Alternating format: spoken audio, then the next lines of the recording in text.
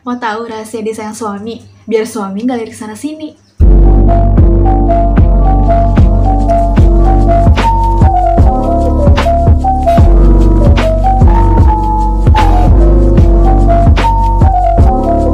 Banget loh buat kita ya, terutama para istri yang sekarang apalagi sudah punya anak, dimana waktu untuk me time itu sangat jarang. Di sini aku akan membagikan beberapa tips yang bisa kalian coba untuk perawatan diri kalian di rumah. Ada 3 cara yang bisa kalian coba di rumah untuk perawatan badan kalian. Yang pertama adalah menggunakan body scrub. Jadi kita harus rajin-rajin pakai body scrub. Bagusnya itu pakai body scrub 1 minggu itu 2 kali. Kenapa sih kita harus pakai body scrub? Karena body scrub itu bagus banget untuk mencerahkan kulit. Body scrub itu kalau kita pakai secara rutin di kulit kita, itu bisa membantu untuk mengangkat sel kulit mati. Kalau sel kulit matinya udah keangkat, itu akan ngebantu banget supaya kulit kita lebih cerah. Dan untuk body scrub yang lagi rutin banget aku pakai, yaitu dari Scarlett Whitening. Aku sendiri sudah punya 3 varian body scrub dari Scarlett Whitening. Yang pertama ada Romansa, yang kedua Pomegranate, yang ketiga Coffee. Body scrub yang aku lagi suka banget pakai adalah yang varian ini, yaitu varian Coffee. Varian Coffee ini varian terbaru dari Scarlett Whitening. Ini aku suka banget, ini favorit aku banget sekarang. Kenapa sih aku bisa suka banget sama varian baru dari Scarlett Whitening yang aroma Coffee ini? Karena ini wanginya tuh kayak kalau kalian mampir ke cafe shop atau kalian lagi jalan ke mall terus lewat ke coffee shop, ini wanginya wangi coffee shop banget. Wanginya tuh enak banget.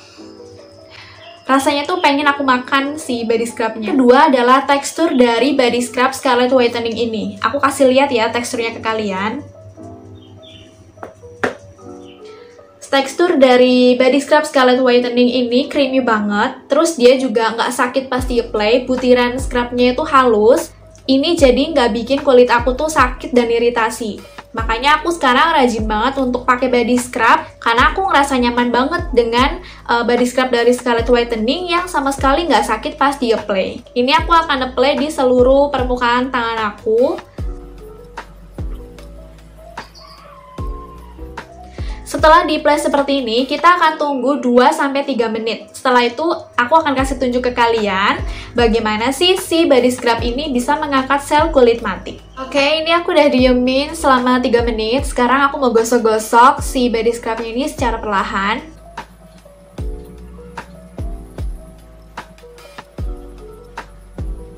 Oke, scrubnya ini udah digosok-gosok. Sekarang aku mau cuci pakai air sampai bersih. Ini hasil setelah aku menggunakan body scrub dari Scarlett Whitening untuk varian yang Coffee. Yang ini nggak pakai Scarlett Whitening, ini kelihatannya lebih gelap, juga lebih kusam. Yang ini yang pakai Scarlett Whitening, kelihatannya dia lebih cerah. Meskipun nggak langsung putih, tapi dia itu bisa mencerahkan. Step yang kedua adalah menggunakan sabun, tapi sabunnya juga jangan sembarang sabun ya. Pilihlah sabun yang bisa mencerahkan kulit kita dan juga menutrisi kulit kita. Salah satunya adalah dari Scarlett Whitening. Aku punya 3 varian shower scrub dari Scarlett Whitening. Pertama adalah varian Mango, yang kedua Pomegranate, dan yang ketiga varian Coffee. Aku lagi suka banget pakai yang varian Coffee ini karena serangkaian dengan body scrub yang varian Coffee juga. Shower scrub dari Scarlett Whitening ini juga mengandung buliran-buliran halus yang tentunya bisa memaksimalkan mandi kita setelah kita menggunakan body scrub tadi. Udah keangkat sel kulit matinya, sekarang ditambah lagi sabunnya juga ada buliran-buliran halus yang tentunya bisa membersihkan kulit kita supaya lebih bersih. Nih, aku kasih tunjuk ya tekstur dari shower scrub Scarlett Whitening untuk yang varian Coffee.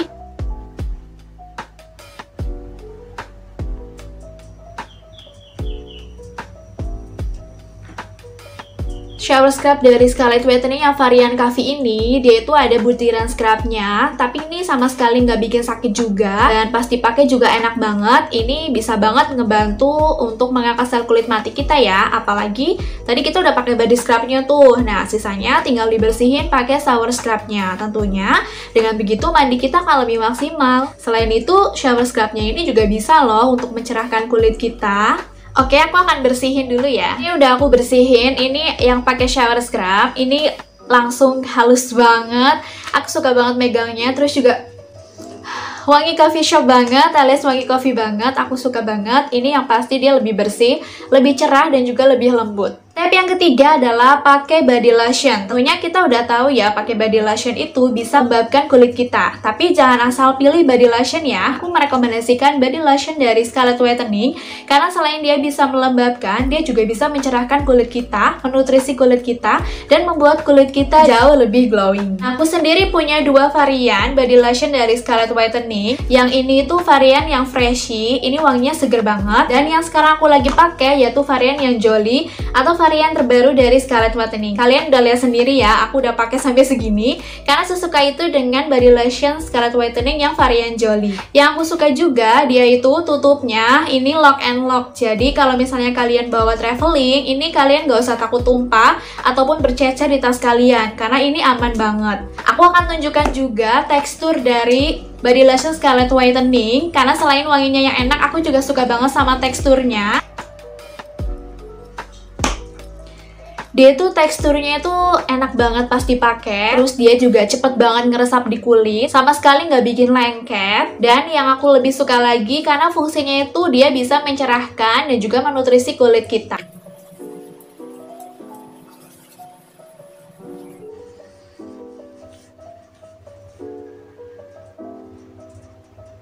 Ini dia setelah di-apply body lotion dari Scarlett Whitening. Dan ini yang belum di-apply, kalian bisa lihat perbedaannya ya. Kulit aku jadi lebih cerah, tapi bukan yang abu-abu. Karena aku sendiri kulitnya itu kan sawo matang, tapi ini nggak, sama sekali nggak abu-abu. Lebih cerah, lebih lembab, dan juga lebih wangi. Dan aku suka banget sih sama ketiga varian dari Scarlett Whitening. Kalau aku sendiri merekomendasikan body scrub yang varian coffee karena ini wanginya enak banget. Kalau untuk shower scrubnya, punya varian yang coffee juga supaya aromanya itu lebih nempel di badan kita. Dan untuk body lotionnya, aku merekomendasikan varian yang jolly karena wanginya ini enak banget dan tahan lama juga. Aku suka banget produk body care dari Scarlett Whitening ini karena dia itu bisa mencerahkan dan bisa menutrisi kulit kita. Selain itu, semua produk dari Scarlett Whitening itu sudah mengandung glutathione dan juga vitamin E. Khusus untuk shower scrubnya, dia juga mengandung kolagen loh, yang tentunya bagus untuk perawatan kulit kita. Yang terpenting adalah dari produk ini, dia sudah terdaftar di Badan POM, jadi sangat aman kita pakai, terutama untuk bumil dan juga busui seperti aku. Aku juga pakai dari zaman hamil sampai sekarang menyusui, anaknya udah brojol, aku masih tetap pakai body care dari Scarlett Whitening karena seenak dan juga secinta itu. Harganya juga murah banget, satuannya itu cuma 75 ribuan aja. Kalian bisa langsung cek linknya di description box. Di sana udah ada link Shopee, link Instagram, kalian bisa langsung ceki-ceki dan tentukan varian yang kalian suka. Hampir semua cewek itu mengalami yang namanya keputihan. Bisa karena mau mens atau karena tanda-tanda kalian sedang hamil. Tapi sebenarnya bahaya nggak sih keputihan itu? Sebelumnya aku mau kasih tahu dulu ke kalian, mungkin kalian belum tahu ya, apa sih sebenarnya pengertian dari keputihan itu sendiri. Keputihan adalah cairan yang keluar dari vagina kita yang bukan darah. Jadi cairan apapun yang keluar dari vagina kita selain darah itu dinamakan sebagai keputihan. Sekarang aku mau bahas dulu dari keputihan tanda kalau kalian mau menstruasi. Ciri-cirinya apa sih kalau kalian mau menstruasi? Ada beberapa fase kalau kalian mau menstruasi. Yang pertama adalah fase saat masa ovulasi atau kita biasa sebut dengan masa subur. Ketika kalian mengalami ovulasi, maka keputihan yang keluar akan berwarna putih, bening, terlihat bersih, elastis, dan tergolong banyak. Fase yang kedua adalah setelah ovulasi atau setelah masa subur. Ciri-cirinya adalah keputihan ini bisa berlangsung selama 14 hari, teksturnya tebal, dan volumenya lebih sedikit. Sebelum menstruasi, ciri-cirinya cairan berwarna putih dengan sedikit noda, kekuningan, volumenya tidak terlalu banyak, dan terjadi beberapa hari sebelum kalian menstruasi. Yang keempat atau yang terakhir adalah setelah menstruasi. Keputihan yang terjadi setelah menstruasi biasanya berwarna kecoklatan, mirip banget sama flek. Kemudian, seperti apa sih keputihan tanda kehamilan? Aku sendiri ngalamin keputihan dari zaman trimester pertama sampai dengan trimester ketiga. Bahkan di trimester ketiga itu aku semakin banyak keputihannya, dan aku udah sempat konsultasi juga ke dokter karena aku sempat ngerasa kayak gatel dan panas, dan itu pasti nggak bikin nyaman. Akhirnya aku konsultasi ke dokter, dan sama dokter itu dikasih resep. Nah, resepnya itu aku lupa banget, ini belinya harus resep dokter, jadi nggak bisa sembarangan. Kalau kalian mengalami keputihan yang akan aku sebutkan tadi, atau kalian posisinya lagi hamil dan mengalami keputihan yang menurut kalian sangat mengganggu, itu anakku, Jadi kalian bisa langsung konsultasi ke dokter kandungan kalian supaya bisa diresepkan obat. Jadi aku sama sekali nggak bisa kasih tahu ke kalian resepnya apa, karena aku juga udah lupa. Aku cuma dikasih resepnya itu beli sekitar aku pakai selama 7 hari. Jadi aku dikasih resepnya itu untuk 7 hari pemakaian. Harga satuannya itu lumayan mahal. Aku beli itu sampai kayak hampir 200.000. Keputihan ternyata bisa menjadi pertanda kehamilan di awal minggu. Tapi banyak ibu-ibu yang nggak ngeh loh. Alhasil mereka nggak tahu nih kalau sebenarnya mereka lagi hamil. Karena mereka menganggap bahwa keputihan yang terjadi adalah keputihan ketika mau menstruasi. Keputihan yang terjadi sebagai tanda awal kehamilan biasanya terjadi di minggu awal dan minggu kedua setelah kalian dibuahi ya, atau terjadi yang namanya pembuahan. Lalu ciri-cirinya apa sih? Keputihan sebagai tanda kehamilan warnanya itu adalah putih seperti susu, kental gitu ya, seperti susu. Kayak kalau kalian lihat susu bubuk dikasih air tapi nggak yang airnya banyak, atau kayak cuma kena air doang, itu kan kayak serbuk-serbuk kental-kental gitu. Nah, itu yang aku alami kayak gitu keputihannya. Teksturnya tebal, beraroma ringan, volumenya banyak, bahkan bisa terjadi sampai kalian menjelang persalinan seperti yang aku alami. Hal yang harus kalian waspadai ketika kalian sedang hamil dan terjadi yang namanya keputihan, yang pertama adalah harus dicek keputihannya. Apakah kalian memiliki rasa gatal, seperti terbakar di area vagina kalian, baunya kurang sedap dan menusuk hidung, berwarna kuning mencolok atau kehijauan, jumlah cairannya sangat banyak, bahkan lebih banyak dari biasanya, disertai nyeri di area panggul. Kalau kalian ngerasain ciri-ciri yang aku sebutin tadi, kalian harus waspada dan segera konsultasi ke dokter kandungan kalian supaya mendapatkan penanganan yang tepat. Karena ternyata kalau kita mengalami keputihan itu bisa menyebabkan infeksi, dan infeksi ini bisa mengakibatkan yang namanya keguguran. Jadi kalau kalian mengalami keputihan, terutama buat kalian yang lagi hamil, please banget untuk waspada dan segera cek ke dokter ya. Tips yang bisa kalian lakukan supaya keputihannya itu nggak semakin parah, nggak semakin infeksi atau semakin berlanjut adalah yang pertama, kalian harus memakai celana dalam dengan bahan yang nyaman. Biasanya para dokter atau para orang-orang yang tahu soal kewanitaan ini akan merekomendasikan kalian untuk memakai bahan yang katun, bahan yang menyerap keringat supaya area kewanitaan kita terjaga supaya tidak lembab dan lebih kering. Jangan memakai celana dalam yang nggak nyerap keringat ya guys.